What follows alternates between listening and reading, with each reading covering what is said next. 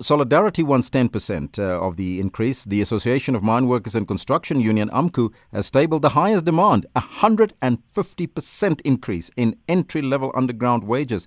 What do you make of those demands? Well, I think, Elvis, from the very beginning, AMCU have always been a contrarian union in the sense that they have sought to offer their members much more than they've been promised or offered by alternative trade unions. I don't think it augurs well for the negotiation process because clearly those kinds of demands are not going to be met. Are they realistic? Well, I think most observers would indicate that it's not realistic, and therein lies the problem. You know, when one approaches these kinds of negotiations, there needs to be a certain degree of good faith. And as much as one would expect there to be a difference between the opening positions of both parties, you wouldn't expect it to be in the region of 100 or 100-odd%.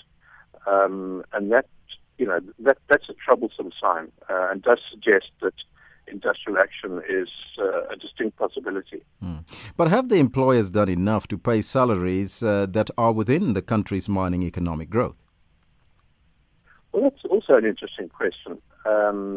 I think many miners would look at their circumstances and say that, economic enfranchisement has not followed as quickly or at greater pace as their political enfranchisement.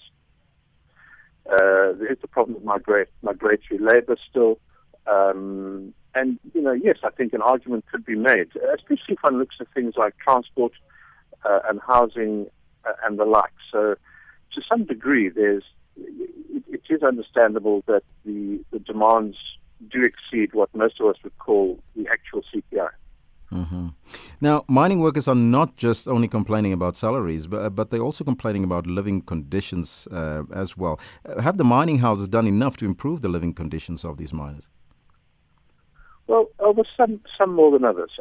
Some have made quite good progress in that area, and others haven't. There's no doubt that the whole question of housing allowances, and the like is an important agenda item. And certainly, there probably are mining houses that can look at, need to perhaps reflect on whether they've done enough to address that very important agenda item. Now, if the employer failed to accede to these demands of the unions, especially AMCU's, will the sector see a protracted strike, and should we be worried about this?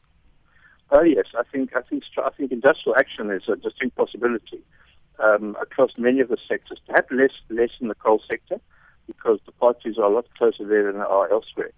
But I think from the very beginning, the spectre of industrial action in the mining industry was always there. And when we started to see the demands, especially of the like of AMCU, then that prospect of strike activity increased significantly. Now, looking at Amplats, they want to retrench 6,000 workers in Rustenburg in the northwest to remain sustainable. With the unions proposing these high demands, will this not escalate retrenchments? It has the possibility of doing so, Elvis. I do understand in the Amplats situation, interestingly, they do have a number of vacancies. The problem is that the individuals that they're looking to potentially retrench don't have the skills that are necessary in the other areas of the business where they do have vacancies. So one can't ignore the fact that the wage dispute may well have an impact on the number of retrenchments, not only at Amplats but elsewhere.